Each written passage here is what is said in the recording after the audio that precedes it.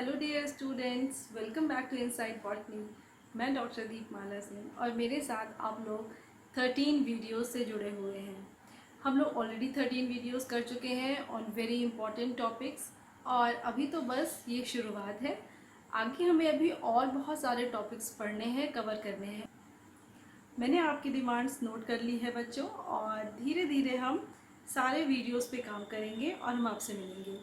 13 video से आप बहुत पढ़ाई कर रहे हैं, तो मैंने सोचा कि आज का वीडियो कुछ लाइट रखते हैं ताकि आपको ज़्यादा मेहनत ना करनी पड़े और इंटरेस्टिंग वे में आप इसको पढ़ें और समझ सकें। तो आज हम लोग बात करेंगे प्रैक्टिकल बॉटनी की।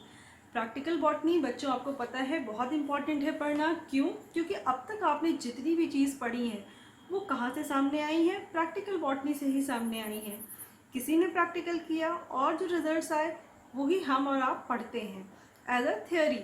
तो प्रैक्टिकल बॉटनी में हम क्या क्या पढ़ते हैं? Morphology, anatomy and physiology. अगर हम लोग मॉर्फोलॉजी की बात करें तो हम लोग इसमें शेप, साइज, नंबर, ये सब चीज़ों पे ध्यान देते हैं। यानी कि जो फिजिकल अपीयरेंस है, कैसा दिखाई दे रहा है कोई प्लांट, उसका कोई पार्ट, हम इसके बारे में डिस्कस करते हैं। आपके घर में ही बच्चों बहुत सारे प्लांट्स लगे होंगे और आपने देखा होगा हर प्लांट की स्पेसिफिक टाइप की लीफ है। सभी लीव्स एक दूसरे से अलग हैं कि कोई शेप में अलग है, कोई थोड़ा कलर में भी वेरिएंट हो सकती है। सभी लीव्स बिल्कुल ग्रीन नहीं होती हैं, कोई कोई वेरीगेटेड भी होती हैं। जैसे आपने पोथोस का प्लांट देखा होगा जिसको हम लोग कॉमनली मनी प्लांट्स भी कहते हैं। इसी तरह के और छोटे बड़े डिस्क्रिप्शंस जब आप नोट करेंगे तो आप देखेंगे कि प्लांट को आइडेंटिफाई करने में ये कितने हेल्पफुल हैं। इसी तरह हम लोग जब बात करते हैं एनाटॉमी की, एनाटॉमी इसका मतलब उसका इंटरनल स्ट्रक्चर कैसा है, बाहर में जैसा भी हो देखने में, लेकिन इंटरनली वो कैसा है, इसको समझने के लिए हमें उसे डिसेक्ट करना पड़ेगा या फिर सेक्शन कटिंग करनी पड़ेगी। और ये सेक्शन कटिंग जो है वो हम कैसे करते हैं, कितने प्लेस पे करते हैं, आज हम लोग इसी के बारे में थोड़ी सी बात करते हैं। तो सबसे पहले हम बात करते हैं टीएस सेक्शन की, जिसको हम लोग क्या कहते हैं? Transverse section. ये बेसिकली किस पे यूटिलाइज किया जाता है? किसी भी सिलेंड्रिकल ऑब्जेक्ट, जब आपको स्टेम या रूट दी जाती है ट्रांसवर्स सेक्शन काटने के लिए। तो ट्रांसवर्स सेक्शन क्या हो गया? ये एक क्रॉस सेक्शन हो गया जिसको आप लॉन्गिट्यूडनल से 90 डिग्री के एंगल पे काटते हैं और ये आपको इन्फॉर्मेशन देता है कि इस सिलेंडर के अंदर कौन से टिश्यू कहाँ पर कैसे अरेंज है। ट्रांसफर सेक्शन में ही एक और आपने पढ़ा होगा बच्चों, VTS, vertical transfer section. Vertical transfer section इसे हम कब यूज़ करते हैं? जब कोई भी सिलेंड्रिकल ऑब्जेक्ट बहुत ही फ्लैटेंड हो गया हो, यानी कि डॉर्सी वेंट्रल फ्लैटेंड, जैसे कि लीफ। आप देख रहे हैं लीफ में दोनों एजेस क्या है, बहुत पास पास आ गई हैं। तो अब जो हम इसका सेक्शन काटते हैं उसको हम लोग क्या कहते हैं? वीटीएस। इसके बाद हम बात करते हैं लॉन्गिट्यूडनल सेक्शन की, जिसको हम लोग एलएस भी कहते हैं। कोई भी सिलेंड्रिकल ऑब्जेक्ट, अगेन जैसे कि रूट है, स्टेम है, इसी को आपको लंबाई में काटना है तो इसको हम कहते हैं लॉन्गिट्यूडनल सेक्शन। लंबाई में काटना क्यों ज़रूरी है?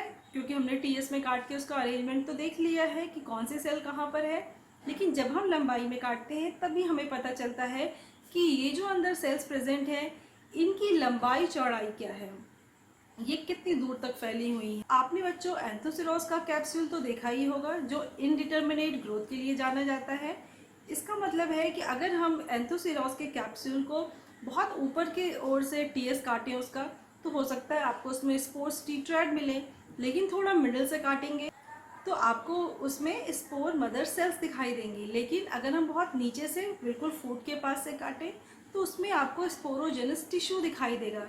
यानी अलग अलग टीएस में आपको अलग अलग चीज़ें दिखाई दे रही हैं। मतलब एक ही टीएस से ये बिल्कुल कंफर्म नहीं हो जाता कि ये सिलेंडर पूरा ऐसा ही होगा, इसीलिए हमें लॉन्गिट्यूडनल सेक्शन की ज़रूरत पड़ी। अब लॉन्गिट्यूडनल सेक्शन में भी दो तरीके से हो सकता है, एक आरएलएस, दूसरा टीएलएस। आरएलएस जैसा कि नाम से पता चल रहा है, रेडियल ट्रांसवर्स सेक्शन, यानी रेडियस के पास से कट किया हुआ, यानी बिल्कुल सेंटर से जब आप कट करते हैं तो उसको हम लोग क्या कहते हैं? आरएलएस। और जब इसको आप टेंजेंट से काटते हैं, आप इसको टेल से भी याद कर सकते हैं। इसका मतलब है सिलेंडर के आउटर पार्ट से जब इसको काटना शुरू करेंगे तो इसको हम लोग कहते हैं टीएलएस। तो टीएलएस और आरएलएस आपको अगेन कैसी कंपोजिशन कहाँ पर टिश्यूज़ की, सेल्स की है, इसके बारे में इंफॉर्मेशन देता है। ये सेक्शन आपको चूँकि माइक्रोस्कोप के अंदर देखने हैं तो ये सेक्शन बहुत थिन होने चाहिए, जिससे कि हमें सिंगल लेयर्स में सेल्स दिखाई दें और हम उसकी स्टडी अच्छे से कर पाएँ, क्योंकि ओवरलैपिंग अगर सेल की होगी तो आपको उसके शेप और साइज़ के बारे में भी सही से पता नहीं चल पाएगा। अब जब आपके पास एक परफेक्ट सेक्शन है तो आपको ज़रूरत है उसको स्टेन करने के लिए, क्योंकि आपने सेक्शन बहुत थिन काटा है तो ये ऑलमोस्ट ट्रांसपेरेंट हो जाएगा, जो आपको माइक्रोस्कोप के अंदर अच्छे से दिखाई नहीं देगा। तो हम स्टेनिंग करने की बात करें तो स्टेनिंग भी दो तरीके से हो सकती है, एक जिसको हम लोग कहते हैं सिंगल स्टेनिंग और दूसरा डबल स्टेनिंग। सिंगल स्टेनिंग इसका मतलब एक ही स्टेन को यूज़ करना है आपका जो भी मटेरियल है उसको कलर करने के लिए। तो यहाँ पर जो बहुत कॉमन स्टेन यूज़ होता है वो है सैफ्रोनिन एंड फास्ट ग्रीन।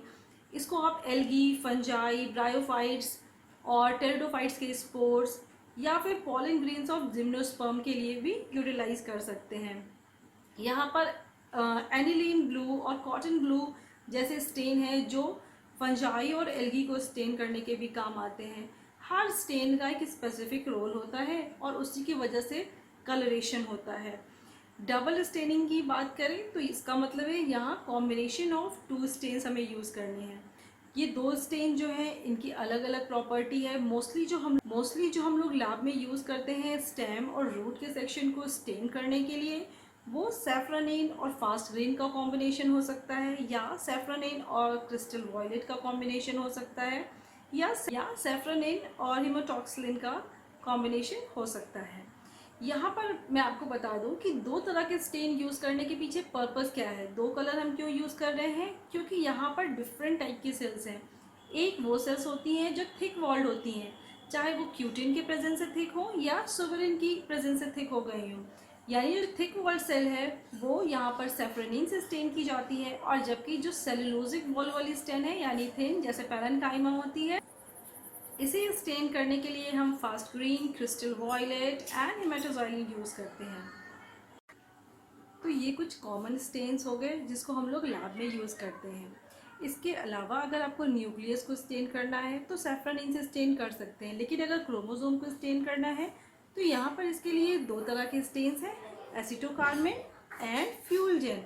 एसिटोकार्मिन जो है वो क्रोमोसोम से बाइंड करके उसे कलर देता है, जबकि फ्यूलजेन रिएक्शन करके कलर देता है। यार ईओसिन स्टेन जूलॉजिकल प्रैक्टिकल्स में ज़्यादा यूज़ होता है टिश्यूज़ को स्टेन करने के लिए, जैसे प्रोटोजोआ है, बैक्टीरिया है और एनिमल टिश्यूज़ हैं, उनको स्टेन करने के लिए ईओसिन का इस्तेमाल किया जाता है। तो आज हमने प्रैक्टिकल के बारे में थोड़ी जानकारी जुटा ली है। धीरे धीरे ऐसे ही हम और भी इंफॉर्मेशन इकट्ठा करेंगे। तब तक के लिए take care, stay safe, bye bye, have fun.